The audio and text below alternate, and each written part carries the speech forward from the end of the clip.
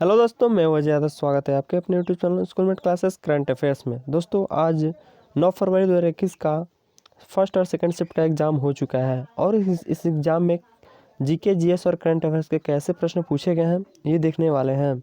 तो सबसे पहले चलिए देखते हैं सेकंड शिफ्ट के क्वेश्चन क्या पूछे गए हैं। तो आपको हम बता दें कि जिनका एनटीपीसी हो गया है और ग्रुप डी अभी होने वाला है, चाहे अभी एनटीपीसी नहीं हुआ है, दोनों को क्या करना चाहिए, एनालिसिस देखना चाहिए। इससे क्या होता है कि आपको माइंड सेट बना रहता है कि कैसे प्रश्न पूछे जाएंगे, उसके हिसाब से आप तैयारी और अच्छी तरह से कर सकते हैं। और आपको पता होगा कि ऐसे प्रश्न पूछे जा रहे हैं। और रेलवे में क्या होता है कि बहुत ज़्यादा रिपीट होते हैं क्वेश्चन, क्योंकि आपको मालूम है कि बहुत सारे कैंडिडेट फॉर्म भरते हैं, जिसके कारण बहुत रिपीट होते हैं क्वेश्चन। तो आपको एनालिसिस देखने से बहुत ही लाभ होगा।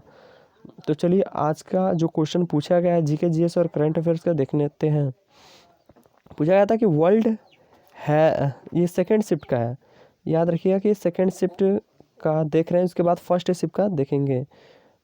पूछा गया था वर्ल्ड ट्रेड ऑर्गेनाइजेशन से एक प्रश्न पूछा गया था। तो वर्ल्ड ट्रेड ऑर्गेनाइजेशन से आप याद रखिएगा कि विश्व व्यापार संबंधी अवरोधों को दूर कर वैश्विक व्यापार को बढ़ावा देने वाला एक अंतर सरकारी संगठन है, जिसकी स्थापना वर्ष 1995 में मराकेश संधि के तहत की गई थी। कब किया गया था? तो 1995 में। किस संधि के तहत? तो मराकेश संधि के तहत किया गया था। इसका मुख्यालय जिनेवा में है और वर्तमान में विश्व के 164 देश सदस्य हैं। तो इससे ये सारे क्वेश्चन बन सकते हैं। और पूछा जा सकता है कि WTO का फुल फॉर्म भी पूछा जा सकता है। तो वर्ल्ड ट्रेड ऑर्गेनाइजेशन होता है। ठीक है, नेक्स्ट, असहयोग आंदोलन कब शुरू हुआ था? तो असहयोग आंदोलन 1 अगस्त 1920 को शुरू हुआ था। इसके संस्थापक महात्मा गांधी थे। फिर पूछा गया ब्रह्म समाज की स्थापना कहाँ पर हुई थी? तो ब्रह्म समाज भारत का एक सामाजिक धार्मिक आंदोलन था, जिसने बंगाल के पुनर्जागरण युग को प्रभावित किया। इसके प्रवर्तक राजा राम मोहन राय और अपने समय के विशिष्ट समाज सुधारक थे। 1828 में ब्रह्म समाज को राजा राम मोहन राय और द्वारकानाथ टैगोर ने स्थापित किया था। ठीक है, तो याद रखिएगा। पहले स्पेस सेटेलाइट का नाम क्या था? आर्यभट्ट। आर्यभट्ट जो था भारत का पहला स्पेस सेटेलाइट था। फिर पूछा गया था कि कल्पना चावला किस स्पेस शटल से उड़ान भरी थी? तो STS-87 से उड़ान भरी थी, जो 104 करोड़ मील 1.04 करोड़ मील सफ़र कर तय करते हुए करीब 372 घंटे अंतरिक्ष में बिताए थे। और उन्होंने 6 अंतरिक्ष यात्रियों के साथ स्पेस शटल कोलंबिया से गई थी। चंद्रयान के बाद कौन सा मिशन शुरू किया जाएगा? तो चंद्रयान के बाद चंद्रयान 2, जिसे द्वितीय चंद्रयान या चंद्रयान फर्स्ट के बाद भारत का दूसरा चंद्र अन्वेषण अभियान है, जिसे भारतीय अंतरिक्ष अनुसंधान संगठन यानी इसरो ने विकसित किया था। अभियान को GSLV संस्करण 3 प्रक्षेपण यान द्वारा प्रक्षेपित किया गया था। तो किसके द्वारा प्रक्षेपित किया गया है, ये भी पूछा जा सकता है। तो GSLV से किया गया है। नेक्स्ट, किसके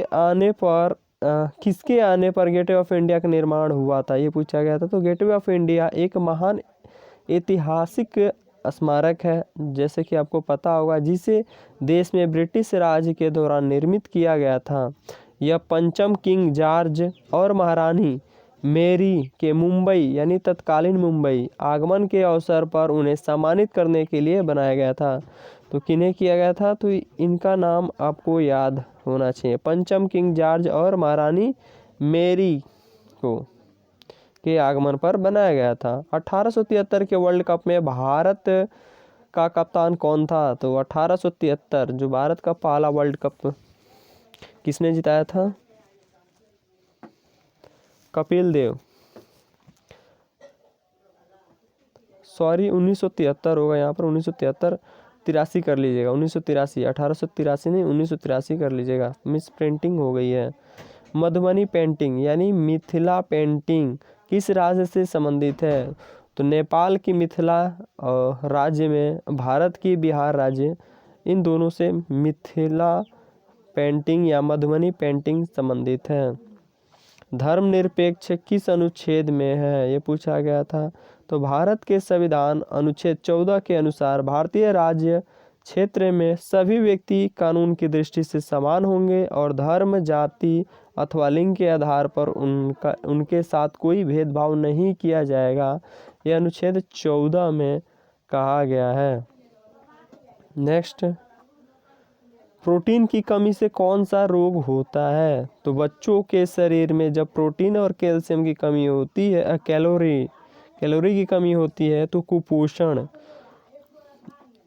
तो उनमें मेलास्माक और क्वाशियाकर जैसी बीमारियां होती है। यानी प्रोटीन, बच्चों को प्रोटीन की ज़रूरत सबसे ज़्यादा होती है क्योंकि वह शरीर निर्माण में सबसे ज़्यादा कार्यरत होता है। नेक्स्ट, फास्फोरस की परमाणु संख्या पूछी गई थी, तो ये फास्फोरस की परमाणु संख्या 15 होती है। नेक्स्ट, निम्न में से पर्सनल कंप्यूटर कौन सा नहीं है, ये पूछा गया था। तो आपको पर्सनल कंप्यूटर के बारे में बता दें, उसका उदाहरण बता दें, उस उदाहरण आपको पता होगा तो इसमें से आप छाट सकते हैं। पर्सनल कंप्यूटर या पीसी का उदाहरण micro computer, desktop computer, laptop computer और टैबलेट होते हैं। इनमें से जो चौथा दिया होगा वह पर्सनल कंप्यूटर के अंतर्गत नहीं आते हैं। एटीएम का फुल फॉर्म, जिससे आप पैसे निकालते हैं, उसका फुल फॉर्म पूछा गया था। तो ऑटोमेटेड टेलर मशीन होता है। एटीएम का फुल फॉर्म क्या होता है? Automated teller machine. ईवीएम का फुल फॉर्म भी पूछ लिया गया है। तो इलेक्ट्रॉनिक वोटिंग मशीन, याद रखिएगा क्या होता है? इलेक्ट्रॉनिक वोटिंग मशीन होता है ईवीएम का फुल फॉर्म।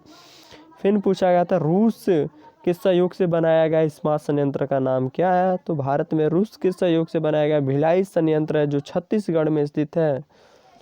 ठीक है, अब बात करते हैं फर्स्ट शिफ्ट में क्या क्या कैसे प्रश्न पूछे गए हैं। तो फर्स्ट शिफ्ट 9 फरवरी 2021 को एनटीपीसी में कैसे प्रश्न पूछे गए हैं, आइए देखते हैं। डीआरडीओ यानी डिफेंस रिसर्च डेवलपमेंट ऑर्गेनाइजेशन, इसका फुल फॉर्म भी याद रखिए, पूछा जा सकता है। पूछा गया था कि यह स्थापना कब हुई थी? तो 1958 में इसकी स्थापना हुई थी। अभी अध्यक्ष कौन है? जी सतीश रेड्डी जी अभी अध्यक्ष हैं और मुख्यालय नई दिल्ली में है, आपको यह पता होना चाहिए। ओएनजीसी यानी oil and natural gas corporation, इसका भी फुल फॉर्म आप याद रखिए, oil and natural gas corporation. इसका मुख्यालय पूछ लिया गया था, तो मुख्यालय देहरादून में है। वर्तमान अध्यक्ष शशि शंकर हैं।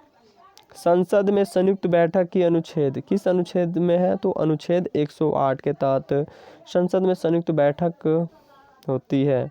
इनिक्स प्रथम इलेक्ट्रॉनिक कंप्यूटर किस यूनिवर्सिटी ने बनाया था, ये पूछ लिया गया था। तो पेंसिल्वेनिया विश्वविद्यालय ने इनिक्स इनिक्स प्रथम इलेक्ट्रॉनिक कंप्यूटर का निर्माण किया था। पीडीएफ का भी फुल फॉर्म पूछ लिया गया है। तो पोर्टेबल डॉक्यूमेंट फॉर्मेट होता है। तो अरब सागर की रानी किस नगर को कहा जाता है? तो कोचीन जो नगर है उसको अरब सागर की रानी कहा जाता है। फिर पूछा गया था भारत का सबसे बड़ा लिखित संविधान किस देश का है? तो यह भारत का है। फिर पूछा गया था भारत के संविधान को कब अंगीकृत किया गया था? तो कब अंगीकृत किया गया था? 26 नवंबर 1949 को अंगीकृत किया गया था। और पूर्ण रूप से कब लागू किया गया था? तो 26 जनवरी 1950 को पूर्ण रूप से इसे लागू कर दिया गया था। संयुक्त राष्ट्र संघ के कितने अस्थायी और अस्थायी सदस्य हैं? तो 5 अस्थायी सदस्य हैं और 10 अस्थायी सदस्य हैं। तो आपको बताना है अस्थायी सदस्य जिनके हैं पांचों का नाम। अभी वीडियो रोककर कमेंट बॉक्स में लिखना ना भूलें, क्योंकि आपको लिखने से रिवीजन आपको हो जाएगा, क्योंकि बहुत ही सिंपल क्वेश्चन भी टॉपर लोग भी भूल जाते हैं एग्ज़ाम में। फिर पूछा गया था राष्ट्रीय विज्ञान अकादमी की स्थापना कब हुई थी? तो 7 जनवरी 1935 को राष्ट्रीय विज्ञान अकादमी की स्थापना कोलकाता में हुई थी। विक्रमशिला यूनिवर्सिटी की स्थापना किसने की थी? तो विक्रमशिला यूनिवर्सिटी की स्थापना धर्मपाल ने की थी। विक्रमशिला यूनिवर्सिटी की स्थापना आपको बताना है कमेंट बॉक्स में कि धर्मपाल, हाल ही में धर्मपाल गुलाटी का निधन हो गया है, वह किससे संबंधित है? नेक्स्ट, मानव विज्ञान का सिद्धांत किसने दिया था? मानव विकास का सिद्धांत किसने दिया था? तो मानव विकास का सिद्धांत चार्ल्स डार्विन ने दिया था। किसने दिया था? चार्ल्स डार्विन ने मानव विकास का सिद्धांत दिया था। माजुली द्वीप कौन सी नदी पर है? तो ब्रह्मपुत्र नदी पर है माजुली द्वीप। फिर रूस के मॉस्को और भारत के ब्रह्मपुत्र नदी के नाम को मिलाकर किस मिसाइल का नाम रखा गया है? तो सुपरसोनिक मिसाइल जो है ब्रह्मोस, जो रूस और भारत के सहयोग से बनाई गई है, इसको रखा गया है। प्रकाश के प्रकीर्ण की खोज किसने की थी? तो सीवी रमन ने की थी। और सीवी रमन को नोबेल पुरस्कार कब दिया गया था? कमेंट बॉक्स में लिखना ना भूलें। नेक्स्ट, IPL 2020 का कौन सा संस्करण था? तो 13वां संस्करण था। और किसने जीता था? ये कमेंट बॉक्स में ज़रूर बताएं आपको पता है तो। गौतम बुद्ध का जन्म कहाँ हुआ था? गौतम बुद्ध का जन्म कहाँ हुआ था? लुम्बिनी, नेपाल में हुआ था। और कब हुआ था? कमेंट बॉक्स में बताइए। 1857 का विद्रोह बागपत किसके नेतृत्व में हुआ था? तो शाहमल के नेतृत्व में हुआ था। RK लक्ष्मण किससे संबंधित है? तो ये कार्टूनिस्ट हैं। एलिफेंटा गुफा मंदिर किस भगवान को समर्पित है? तो भगवान शिव को समर्पित है। योग दिवस कब मनाया जाता है भाई? तो योग दिवस 21 जून को मनाया जाता है। 21 जून को सबसे बड़ा दिन होता है। उत्तरी या दक्षिणी गोलार्ध में? कमेंट बॉक्स में बताइए। फिर पूछा गया था कि भारत में केले का सबसे बड़ा उत्पादक राज्य कौन सा है? तो भारत में सबसे बड़ा केले का उत्पादक राज्य तमिलनाडु है।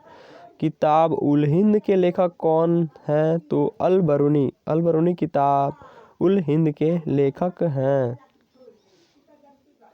तो दोस्तों ऐसे ही प्रश्न पूछे गए थे। ऐसे ही डेली एनालिसिस और सबसे पहले एनालिसिस देखने के लिए, सबसे ज़्यादा क्वेश्चन देखने के लिए इस चैनल को सब्सक्राइब करना ना भूलें। और इसका PDF Telegram channel schoolmate classes पर आपको सेंड कर दिया जाएगा।